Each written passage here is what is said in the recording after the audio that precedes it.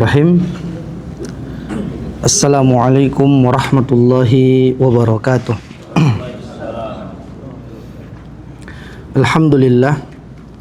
Alhamdulillahi rabbil alamin.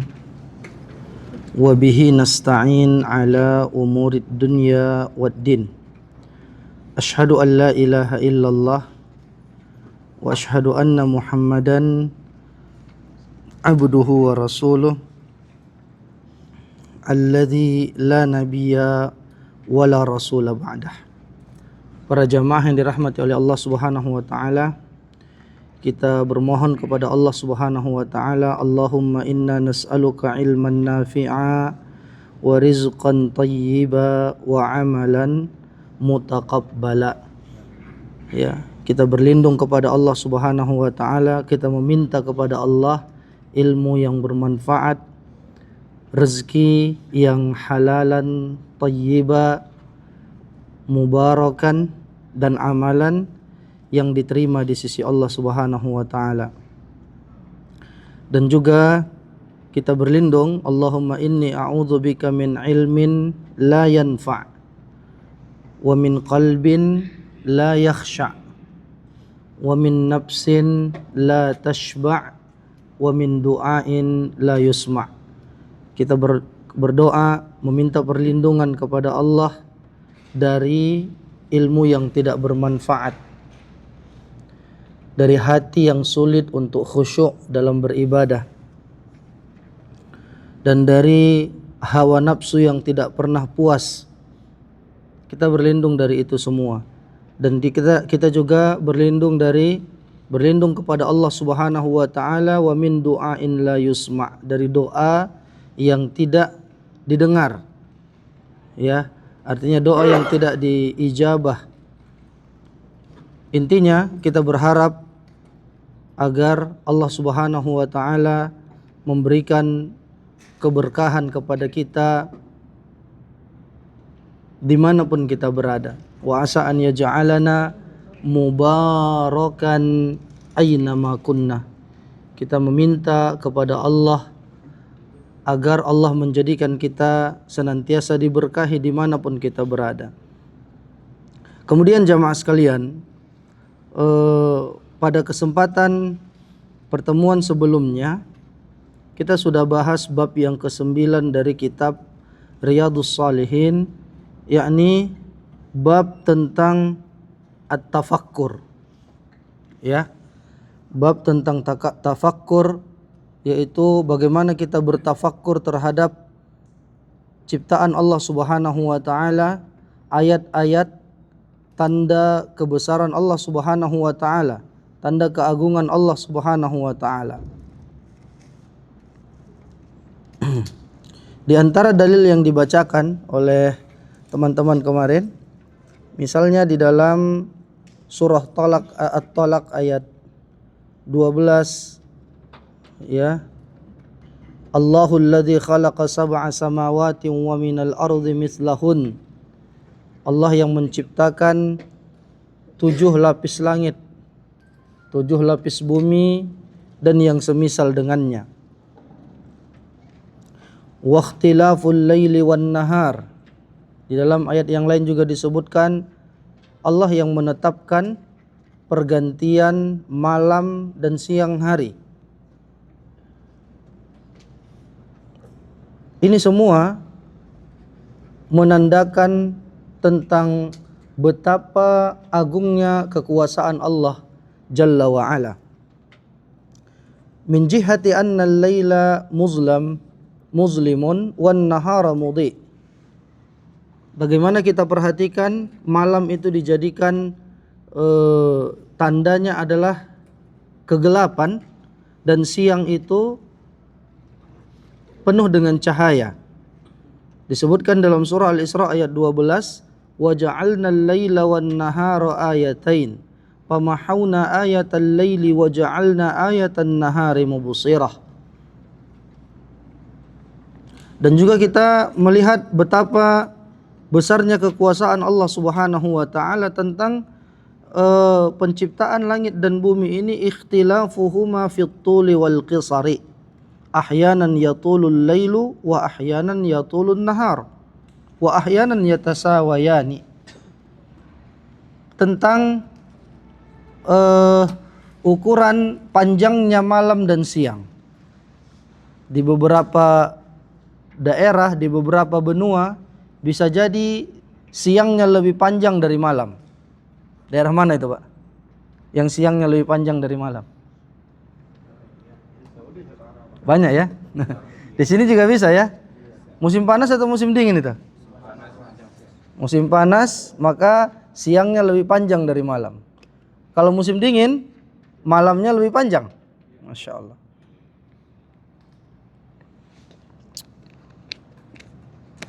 Jadi seperti itu. Dan ada juga yang sama ukuran durasi malam dan siangnya. Itu tanda kekuasaan Allah Subhanahu wa taala. Disebutkan juga dalam surah Ali Imran ayat 140, "Wa tilkal ayyamu nudawiluha bainan nas." Itulah hari-hari yang kami gantikan, yang kami putarkan di antara manusia. Tidak ada orang yang dari lahir sampai sekarang bahagia terus, senang terus, tidak ada. Ada tawa dan ada air mata. Tidak ada orang yang mulai dari lahir sedih terus, ya.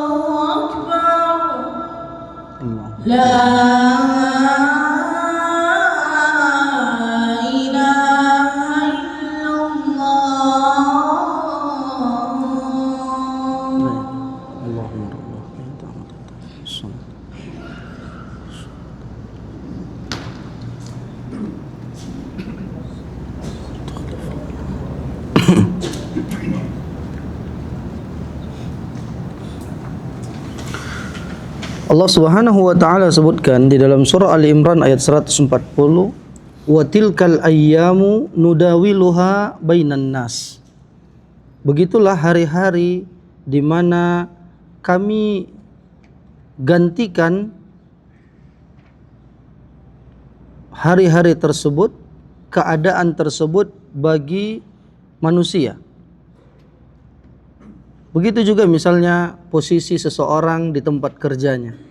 Mungkin hari ini dia posisi A, besoknya dia posisi B, bawahannya bisa jadi atasan, dan sebaliknya terus seperti itu. Likai la ta'sau ala ma fatakum wa la tafrahu bima atakum. Di antara buah iman kepada takdir, agar seseorang tidak terlalu berputus asa dari apa yang telah berlalu dari dirinya. Yang sudah berlalu, kejadian-kejadian yang telah berlalu, walaupun itu membuat seseorang bersedih, dia tidak boleh berlarut-larut bersedih pada kejadian itu. Dia hidup untuk hari ini, maka maksimalkanlah ketaatan ibadah pada hari ini. Wala tafrahu bima atakum, dan jangan terlalu galau dengan apa yang akan terjadi esok hari. Belum tentu kita hidup untuk esok hari. Terkadang ada orang yang terlalu risau, bagaimana nanti begini, bagaimana nanti begini, bagaimana. Akhirnya membuat dia lalai untuk beribadah pada hari ini. Gara-gara memikirkan masa yang akan datang. Ya. Atau jangan terlalu bergembira dengan apa yang kita dapatkan di masa mendatang. Karena belum tentu juga usia kita sampai ke sana. Nah, maka dari itu jamaah sekalian yang dirahmati oleh Allah Subhanahu wa taala, Allah Maha Adil. Allah yang menciptakan makhluknya, yang menciptakan manusia, Allah pasti lebih mengerti apa yang terbaik untuk kita. Juga disebutkan itu semua penciptaan langit dan bumi dan seluruh alam semesta ini la ayatil liulil albab, merupakan ayat, ay alamatin wadihatin ala wihdaniyatillah wa kamali qudratihi wa izzatihi wa ilmihi wa rahmatihi. Ini merupakan tanda yang sangat jelas tentang keesaan Allah dan sempurnanya kekuasaan Allah Subhanahu wa taala, ilmu dan rahmat Allah. Liulil albab, apa makna ulul albab? Li ashabil albab. Ya, wal albabu jam'u lubbin wa huwal aqlu wa ulul albab hum ashabul uqul. Itu orang yang memiliki akal, orang-orang yang cerdas, gitu ya.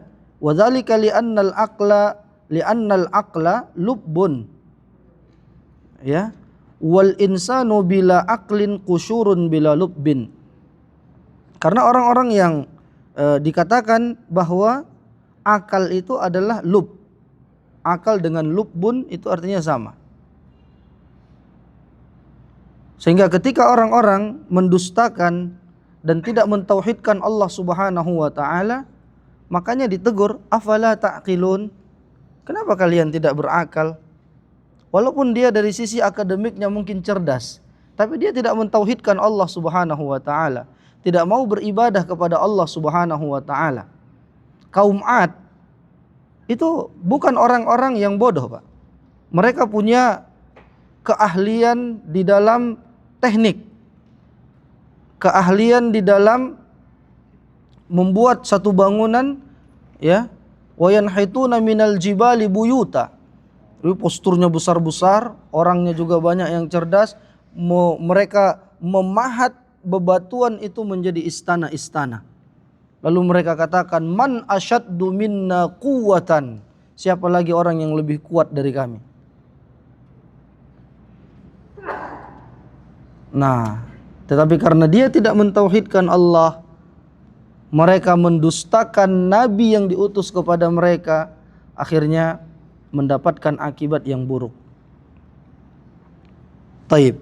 Kemudian disebutkan juga di antara dalilnya surah Ali Imran ayat 191. Ini juga tentang tafakkur.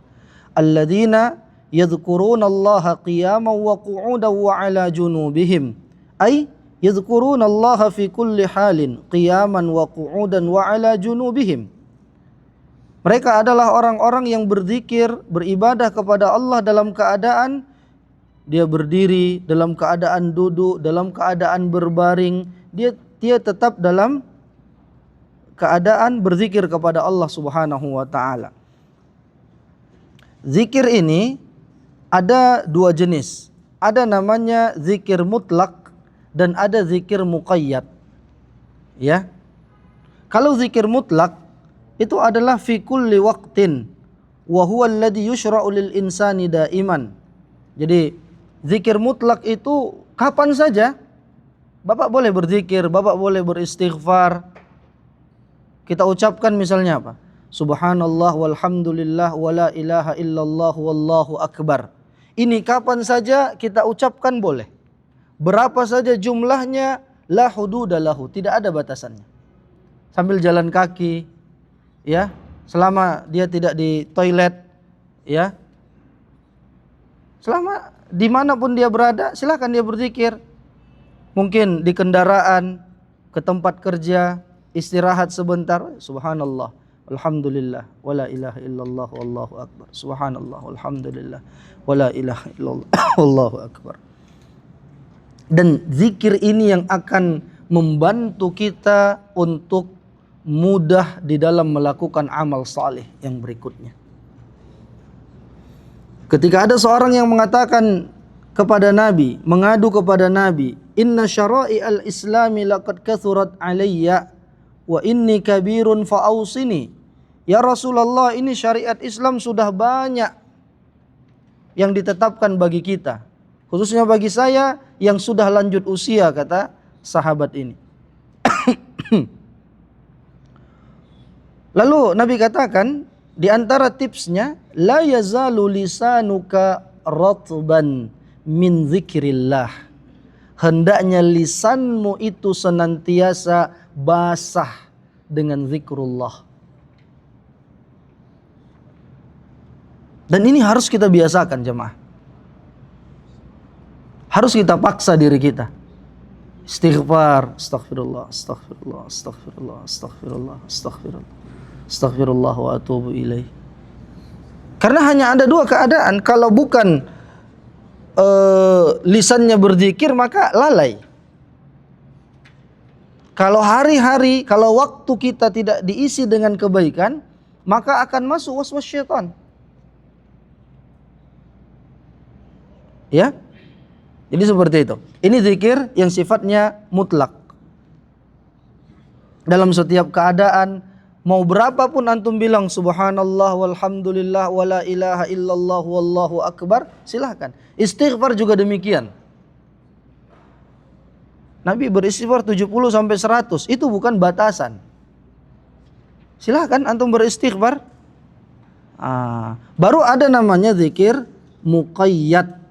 Nah, muqayyad ini itu zikir yang tertentu, terbatas, ya, terikat. Misalnya zikir yang dibaca ketika ruku, ketika kita sujud, setelah sholat, itu kan zikir muqayyad namanya. Istighfarnya 3 kali, astaghfirullah, astaghfirullah, astaghfirullah. Jangan ditambah. Ya, itu muqayyad. Dia terbatas. Subhanallahnya 33 kali, alhamdulillahnya 33 kali. Ya, Allahu akbar 33 kali. Jadi seperti itu. Wa adzkaru ad-dukhul lil manzil, zikir masuk rumah, bismillah, ya. Bismillahi walajna wa bismillahi kharajna wa ala rabbina tawakkalna. Ketika keluar rumah, bismillahi tawakkaltu 'ala Allah, la haula wala quwata illa billah. Jangan ditambah-tambah sama yang lain. Ketika naik kendaraan ada bacaannya. Ketika makan, bismillah, itu zikir muqayyad, tertentu dia. Jangan ditambah lagi ar-Rahmanir Rahim. Cukup bismillah. Karena Nabi ketika mengajarkan kepada anak-anak itu, dibilang sama Rasulullah, ya ghulam, sammillah wa qul biyaminik wa qul mimma yalik. Ya ghulam, wahai anak, digambarkan ini adalah anak-anak dari Ummu Salamah, anak tiri Rasulullah sallallahu alaihi wasallam. Makanlah dengan membaca bismillah. Bacalah bismillah ketika mau makan. Makanlah dengan tangan kananmu dan ambillah yang terdekat darimu. Ini diantara adab makan. Gitu ya. Jadi jangan ditambah lagi bismillahirrahmanirrahim. Kalau mau salat apa? Baca Allahu Akbar.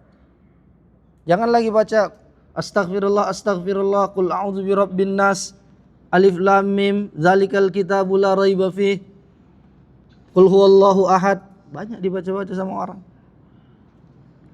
Zikir ketika masuk masjid, keluar masjid, itu dia muqayyad. Ya, itu dia jamaah sekalian.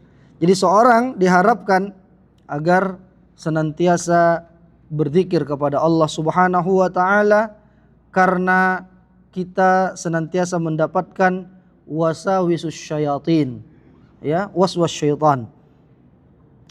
Dan juga disebutkan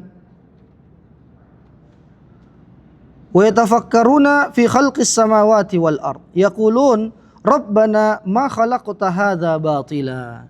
Ya Allah, tidak ada yang Kau ciptakan ini sia-sia. Tidak ada. Yatafakkaruna fi khalqis samawati wal ardi limadza khuliqat wa kaifa khuliqat wa ma ashbaha dzalik. Thumma yaquluna biqulubihim wa alsinatihim rabbana ma khalaqta hadza batila. Ay la budda an yakuna li khalqis samawati wal ardi ghayatun mahmudatun. Yuhmadur rabbu 'alaiha 'azza wa jal. Laisa khalqus samawati wal ardi batila. Setelah seorang mentafakuri ciptaan Allah Subhanahu wa taala, maka timbullah di dalam hatinya, ya Allah, betapa agungnya ciptaan-Mu ini. Tidak ada yang sia-sia. Makanya jokes orang-orang saat ini, apa fungsinya telinga, apa fungsinya ini, apa itu nggak perlu kita ikutin tren yang seperti itu, karena pasti ada fungsinya, pasti ada faidahnya. Mungkin sebagian orang belum mengetahui apa fungsi rambut bagi laki-laki, atau ada kata-kata sampai sekarang saya tidak tahu apa fungsi ini bagi untuk ini. Itu nggak perlu. Itu tanda kurang syukur seseorang, walaupun dia dalam rangka bercanda, itu nggak boleh diucapkan. Ya, taib. Sehingga ketika seorang beriman mentadabburi dan mentafakuri ciptaan Allah, dia terucap dari lisannya, Rabbana ma khalaqta hadza batila. Ya Allah, tidak ada yang Kau ciptakan ini sia-sia. Dalam rangka dia memuji Allah Subhanahu wa taala. Disebutkan juga di antara dalilnya, wa ma khalaqatul jinna wal insa illa liya'budun. Tidaklah aku ciptakan jin dan manusia kecuali untuk beribadah kepadaku, kata Allah. Naam. Dan makna liya'budun adalah liyuwahhidun, agar mentauhidkan Allah Subhanahu wa ta'ala. Karena jin dan manusia akan dihisab, diperhitungkan. Ada perhitungan amal-amalnya, imma al-jannah wa imma an-nar. Apakah mereka di surga atau di neraka. Dan ingat, iblis itu sudah tahu dan lebih berpengalaman daripada manusia dalam menggoda keturunan anak Adam. Kenapa, Pak? Karena dia sudah sangat berpengalaman, sudah tua usianya kan. Seangkatan sama Nabi Adam. Antum bayangin. Oh, si fulan itu kelemahannya di sini. Si fulan kelemahannya di sini. Maka dimasukkanlah was-was dan godaan. Dan dia punya bala tentara. Itulah syaitan, jin-jin kafir itulah jadi syaitan. Menjadi bala tentaranya iblis. Wal'iyadzubillah. Maka dari itu dikatakan dalam surah Shad ayat 27, wa ma khalaqnas samaa'a wal arda wa ma bainahuma batila dzalika dhannul ladzina kafaru fawailul lil ladzina kafaru minan nar. Maka setiap orang yang menganggap bahwa Allah menciptakan makhluk-makhluknya hanya tidak ada alasan apa-apa supaya binasa saja, maka ini adalah pemahaman orang-orang yang ingkar kepada Allah Subhanahu wa taala. Manusia semuanya akan meninggal dan semuanya akan mendapatkan hisab dan semuanya akan yub'atsu, akan mendapatkan dibangkitkan pada hari kiamat, pada tiupan sangkakala yang kedua. Kita akan bangkit sesuai dengan bagaimana keadaan dia meninggal. Ya. Dikatakan man asya ala syai'in mata alai wa bu'itsa ala dzalika syai'. Barang siapa yang hidup membiasakan sesuatu, dia akan wafat dalam keadaan melakukan kebiasaannya itu. Dan dia akan dibangkitkan nanti pada hari kiamat dalam keadaan bagaimana dia wafat. Naam. Wala budda an ya'ulu ila daraini la salisa lahuma. Dan manusia setelah di padang mahsyar, dia akan masuk ke salah satu dari dua tempat. Imma al-jannah wa imma an-nar. La salisa lahuma, tidak ada tempat yang ketiga. Tidak ada seperti keyakinan orang-orang Mu'tazilah al-manzilah bainal manzilatain. Ada satu tempat bukan surga dan bukan neraka. Itu enggak ada. Surga dan neraka sudah. Makanya syair Abu Nuwas ya, ini dikritisi oleh para ulama. Ilahi lastulil firdaus. Ini seolah-olah dia menganggap, saya tidak pantas masuk neraka ya Allah. Saya tidak pantas masuk surga ya Allah. Saya juga tidak tahan di neraka. Seolah-olah ada tempat ketiga. Nah itu. Tidak ada. Kan wala aqwa 'alan naril jahimi. Itu ya. Jadi keyakinan orang-orang Mu'tazilah itu menganggap ada tempat ketiga, tapi itu tidak benar. Hanya ada surga dan ada neraka. Nas'alullah an yaj'alana wa iyyakum min ahlil jannati wa an yu'idhana minan nar. Kemudian dikatakan faqina adzaban nar. Fayatawassaluna ila Allah azza wa jalla bima yusnauna alaihi min sifatil kamal an yaqiyahum adzaban nar. Wal wiqayatu min adzabin nari takunu bi amrain. Ketika kita mengucapkan faqina adzaban nar atau waqina adzaban nar, ya Allah, lindungilah, hindarkanlah kami dari siksa neraka. Maka ada dua konsekuensi daripada doa ini. Yang pertama, an ya'simakallahu minadz-dzunub, li'anna adz-dzunuba hiya sababu dukhulin nar. Ketika seorang mengatakan waqina adzaban nar, berarti dia meminta pertolongan kepada Allah agar dirinya dibersihkan dari dosa-dosa. Karena dosa-dosalah, karena perbuatan dosalah yang menyebabkan seseorang masuk ke dalam neraka. Berarti itu maknanya.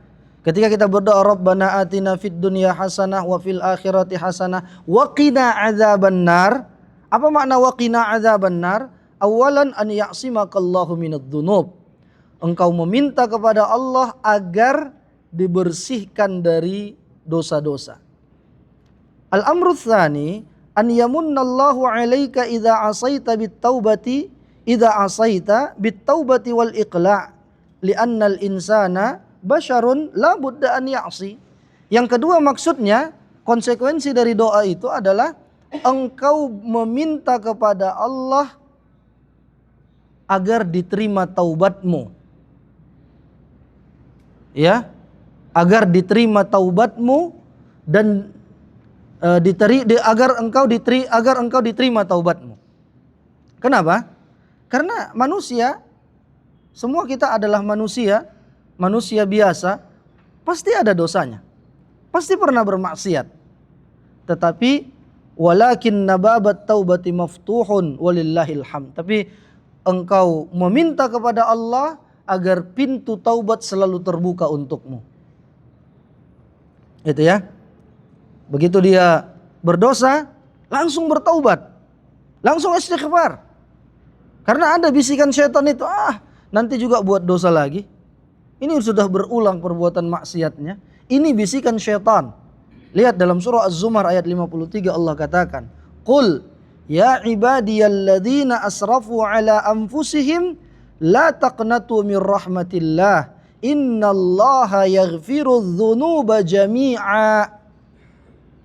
Katakanlah wahai Muhammad kepada umatmu, wahai orang-orang, wahai hambaku yang berlebihan terhadap diri mereka, yang telah melampaui batas terhadap diri mereka. La taqnatu min rahmatillah. Jangan kalian berputus asa dari rahmat, dari kasih sayang Allah. Innallaha yaghfirudz dzunuba jami'a. Sesungguhnya Allah mengampuni dosa seluruhnya. Apa yang menyebabkan orang-orang anak-anak muda bunuh diri? Ini yang kita bahas pekan kemarin. Karena sebagian dari mereka berputus asa dari rahmat Allah. Seolah-olah dia menganggap ini udah selesai. Ini tidak bisa lagi diperbaiki. Dia sudah menganggap terlalu besar dosa yang dia lakukan. Oke, satu sisi tidak apa-apa, tapi jangan berputus asa dari rahmat Allah. Tapi ya terkadang bisikan syaitannya itu lebih besar daripada bisikan kebaikan, Pak. Ya, beberapa orang yang berbuat kriminal berat, pengakuannya begitu. Sebelum dia mau membunuh orang lain, dia dengar katanya ada bisikan-bisikan. Was-was itu tadi. Ada bisikan-bisikan yang menyuruh dia melakukan itu. Ya memang was-was syaitan. Makanya Umar bin Al-Khattab pernah mengatakan, "Ya Rasulullah, inna lanuwaswisu hatta fi salatina." Ya Rasul, bahkan ketika kami salat, kami mendapatkan was-was. Dalam keadaan salat pun kami digoda ya Rasulullah. Apakah itu tandanya kami munafik? Lalu kata Nabi sallallahu alaihi wasallam, "Dzaka sharihul iman." Itulah iman yang benar, wahai Umar. Kenapa? Engkau mendapatkan was-was tapi engkau tetap salat. Semua ini, kita nih, walaupun dalam keadaan salat, ada saja godaannya. Ada saja was-was, teringat ke sana kemari. Jadi kata Nabi kepada Umar, "Dzaka sarihul iman." Itu iman yang benar. Karena di luar sana ada orang yang digoda akhirnya bunuh diri. Di luar sana ada yang dapat was-was akhirnya murtad. Di luar sana ada yang dapat was-was akhirnya apa? Akhirnya berzina. Melakukan dosa besar. Ada yang mendapatkan was-was akhirnya dia membunuh.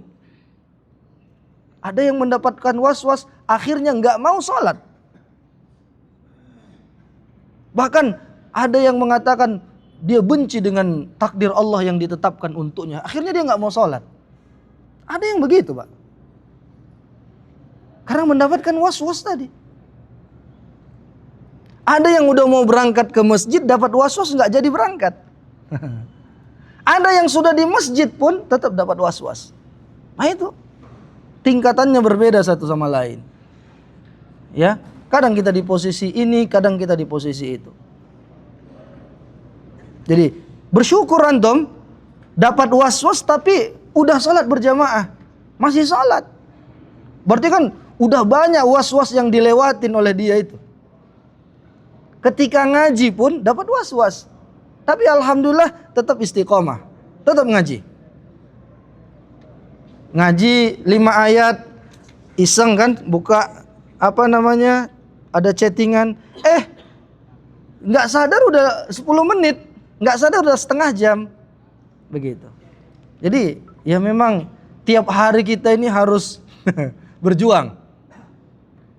Ya, tiap hari terus berjuang melawan hawa nafsu kita. Jadi dikatakan la taqnatu mir rahmatillah. Jangan engkau berputus asa dari rahmat Allah.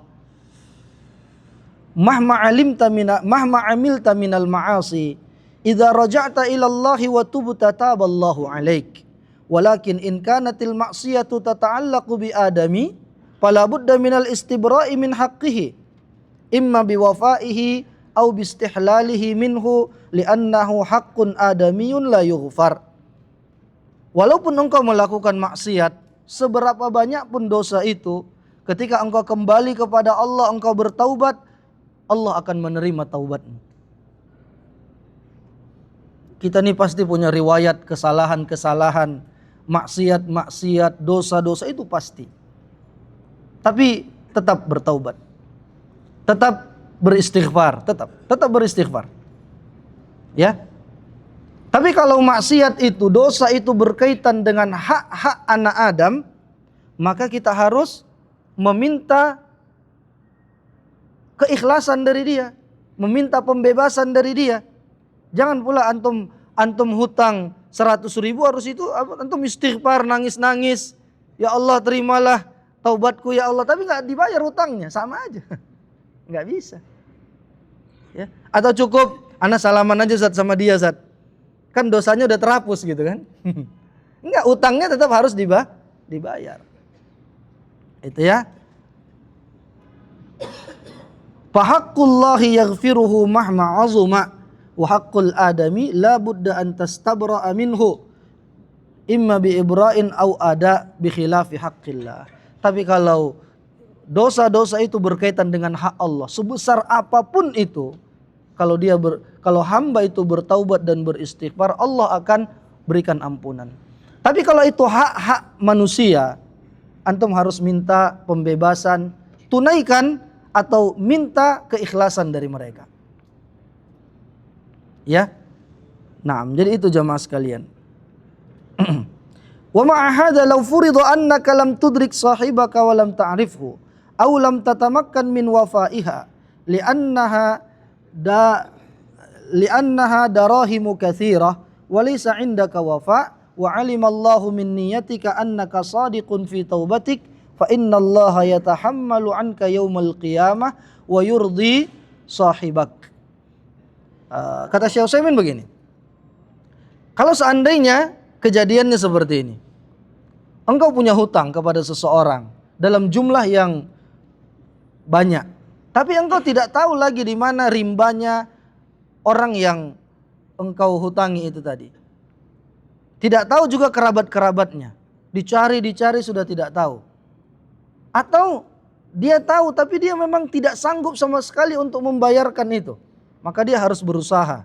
Usaha dulu sekeras mungkin. Kalau mungkin tidak sanggup untuk membayarnya dan dia ikhlas dalam taubatnya, niatnya sudah ada untuk membayarnya, sudah mencicilnya, maka Allah akan berikan kemudahan bagimu untuk melunasinya. Allah akan menerima taubatmu.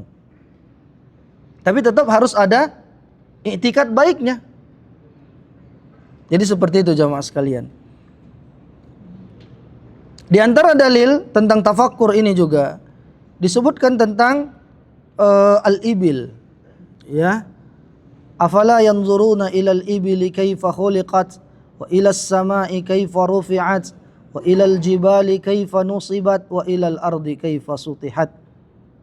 Ya. Maka di sini kita dianjurkan untuk memperhatikan 4 perkara. Pertama, tentang penciptaan onta. Ya, fata'ammal kaifa khalaqaha Allahu ala hada al-jismil kabir. Perhatikanlah bagaimana Allah menciptakan onta dengan postur yang besar, bisa membawa barang-barang yang banyak. Disebutkan dalam surah An-Nahl ayat 7, wa tahmilu athqalakum ila baladil lam takunu balighihi illa bisyiqqil anfus. Ya, bahwa onta itu bisa membawa barang dagangan kalian, membantu kalian dalam bekerja.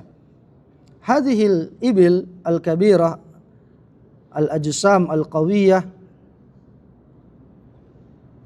Onta yang besar ini, yang kuat ini, itu adalah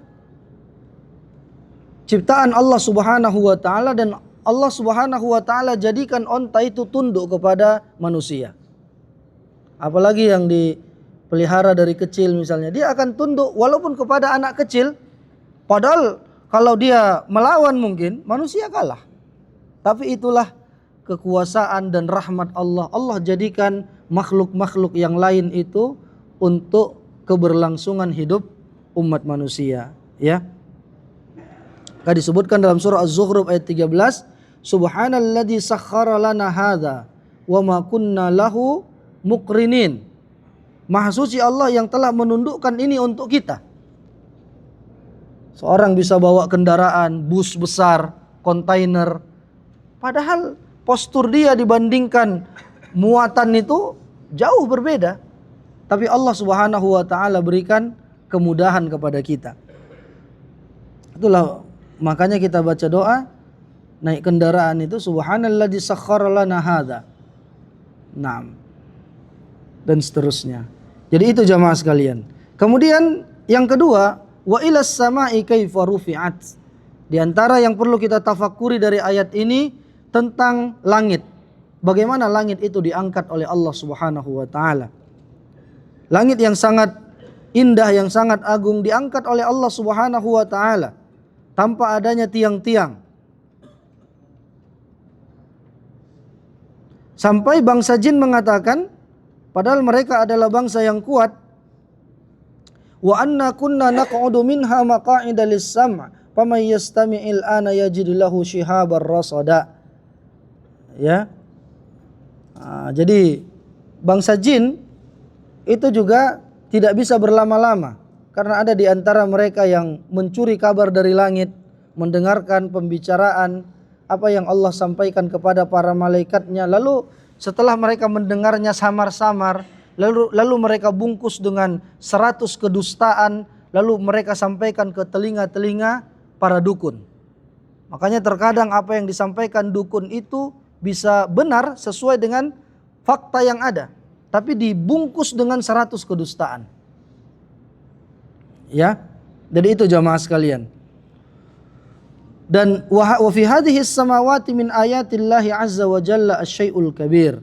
Fa hiya rufi'at hadzal raf'al 'azim wa fi ma bainaha wa bainal ardi ayatun 'azimah minal aflaki wan nujum. Dan penciptaan langit ini, ketika langit diciptakan, banyak tanda-tanda kekuasaan Allah Subhanahu wa taala. Antara langit dan bumi ada bintang-bintang, ada matahari, ada bulan, ada angin dan awan.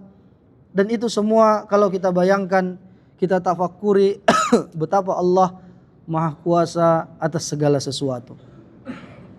Begitu juga wa ilal jibali kaifa nusibat. Tentang jibal. Jibal itu jamak dari jabalun. Kalau isim tasghirnya jubail, ya. Jubail berarti jabal kecil. Jabal itu apa artinya, Pak? Bukit, ya.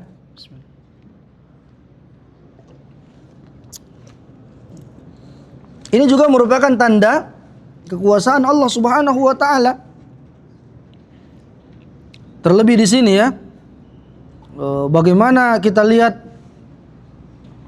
bukit-bukit itu betapa besarnya, dan ada yang menjadi sebuah goa gitu ya, ghar, ada ruangan di dalamnya.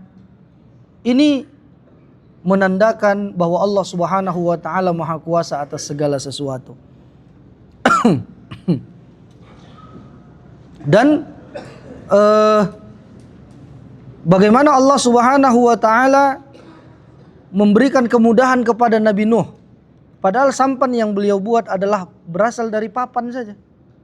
Papan-papan yang disusun sedemikian rupa sampai berlayar lebih dari berbulan-bulan lamanya. Ibnu Katsir mengatakan sekitar 3 bulanan. Bahtera itu, banjir bandang yang menimpa umatnya Nabi Nuh, sehingga dikatakan wastawat 'alal judi. Akhirnya bahtera itu berhenti singgah di Bukit Judi. Di mana itu? Sekitaran Turki, perbatasan dengan Irak juga. Itu dulu satu wilayah, dikatakanlah. Jadi di sana Nabi Nuh alaihi salatu wassalam dengan cemoohan, dengan hinaan yang ratusan tahun dialami, 950 tahun beliau berdakwah. Jadi yang menolak dakwah beliau udah kakek buyut, tapi Nabi Nuh masih eksis dalam berdakwah. Jadi ini merupakan tanda-tanda kekuasaan Allah Subhanahu wa taala. Dan yang keempat, wa ilal ardi kaifa sutihat. Tentang bumi, ya.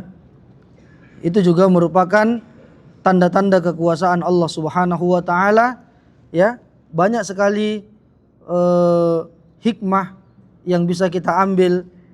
Minimal kita meyakini bahwa Allah Subhanahu wa taala yang menciptakan ini, langit dan bumi, Allah Subhanahu wa taala yang telah menetapkan takdir, ya, telah menetapkan takdir makhluknya 50.000 tahun sebelum penciptaan langit dan bumi.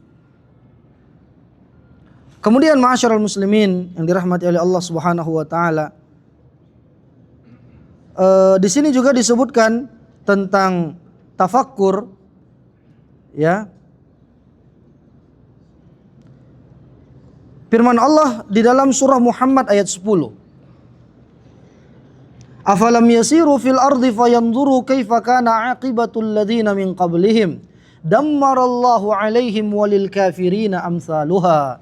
Tidakkah kalian menelusuri bumi ini supaya kalian melihat bagaimana akibat dari kedustaan orang-orang kafir. Jadi boleh seseorang menelusuri bagaimana kejadian di sini dahulu. Allah balikkan kaum Sodom sebagai pelajaran bagi kita. Dammarallahu alaihim, Allah musnahkan mereka. Walil kafirina amsaluha, dan bagi orang-orang kafir juga yang semisal. Jadi kalimat afalam yasiru di sini kata para ulama, tidakkah seorang menelusuri, pertama as-sayru bil qadam, dan itu menelusuri dengan mendatangi tempatnya. Yang kedua menelusuri dengan meneguhkan hati dia mengambil pelajaran dari kejadian itu. Apa contohnya? Mumi Firaun. Sampai sekarang kan masih ada. Ini loh orang yang mengatakan ana rabbukumul a'la. Sayalah Tuhan kalian yang maha tinggi. Ini loh manusia yang mengatakan, menganggap dirinya sebagai Tuhan. Dan mengatakan, buatkanlah bagiku bangunan yang tinggi, ya. Wa attali'u ila ilahi Musa wa inni la azunnuhu kadziba. Dia bilang, buatkan untukku bangunan yang tinggi supaya aku bisa mengintip Tuhannya Musa, dan aku menganggap, aku memprediksi dia adalah pendusta, kata Firaun. Itu jadi pelajaran bagi kita kan? Dengan kesombongannya, toh tidak ada kekuatan apa-apa atas dirinya. Nah, antum mumpung di sini, ambil pelajaran. Afalam yasiru fil ard. Niatkan untuk mentadabburi ayat-ayat Allah, dapat pahala. Ya, pekan kemarin kita kemana, Pak? Jabal Al-Qarah, ya. Mungkin sebagian udah pernah ke sana. Mungkin udah duluan antum ya. Itu kan tempat di antaranya, disitulah dahulu orang-orang Syi'i menyembunyikan Hajarul Aswad setelah mereka curi 22 tahun lamanya. Jadi tahun 317 Hijriah, sekitar 929 Masehi, Abu Tahir Al-Janabi, sekte Syiah Qaramitah, mereka menyerang jamaah haji. Pada hari Tarwiyah mereka berangkat 8 Hijriah. Dikatakan sama Ibnu Katsir dalam Syiar Alamin Nubala, lebih dari 20.000 umat Islam meninggal jamaah haji waktu itu. Mereka serang. Lalu sebagian jasad-jasadnya mereka buang ke sumur Zamzam. Sehingga berbulan-bulan gak bisa diambil air dari sumur Zamzam itu. Mereka curi Hajarul Aswad. Hendak mereka buka kiswah Ka'bah, mereka hancurkan. Tapi begitu ada yang naik, anggota si Abu Tahir, dipanah sama sebagian kabilah-kabilah Makkah. Akhirnya mereka jatuh. Ada lagi yang mencoba naik, jatuh, meninggal. Akhirnya mereka gak berani menghancurkan Ka'bah. Pulang mereka ke Al-Ahsa, dekat sini. Mereka simpan, mereka sembunyikan Hajarul Aswad. Hingga akhirnya Pak, si Abu Tahir Al-Janabi terkena penyakit seperti penyakit yang diderita Abrahah. Terkelupas kulit dan dagingnya dari tulangnya ini, sehingga keluarganya menyuruh cepat pulangkan Hajarul Aswad. Walaupun sudah ada kepingan-kepingan yang terpisah sedikit, tapi mereka pulangkan akhirnya. Berarti kan sudah Jabal Qarah itu kan sudah berabad-abad ya kisahnya itu. Bahkan tertulis di situ sekitar 5 juta miliar atau 5 miliar juta. Segitulah usianya, saking lamanya. Itu kan wa ilal ardi kaifa sutihat wa ilal jibali kaifa nusibat. Tanda-tanda kebesaran Allah. Ya, cuman kadang-kadang kita yang jarang mengambil pelajaran. Ya, Jabal Rahmah, ya, termasuk Ka'bah, ya. Ka'bah itu kan syariat haji itu kan mulai dari zaman Nabi Ibrahim sudah ada. Makanya di bulan-bulan haram ini orang-orang jahiliyah dulu pun mereka mengharamkan adanya peperangan di bulan-bulan haram. Karena dari dulu orang-orang sudah mendatangi Ka'bah itu. Dari semenjak zaman Nabi Ibrahim, syariat haji itu sudah ada. Makanya karena cemburu si Abraha buat bangunan gereja besar di Yaman. Agar orang-orang berpaling, agar datang ke sana. Tapi orang nggak mau. Itu dia jamaah sekalian. Jadi antum ambil pelajaran, mumpung lagi di sini, ini negerinya para anbiya, banyak tempat-tempat bersejarah, ya, kaum Ad, ya, kaum Samud, Ashabul Madyan di Al-Ula itu kan. Untuk mengambil pelajaran sebagian ulama mengatakan tidak apa-apa, bukan untuk mengelu-elukan mereka, tidak. Oh beginilah mereka, akhir dari kehidupan mereka. Al-Ahqaf, ya, yang ada di perbatasan Yaman dan Oman itu juga sebagai pelajaran bagi kita.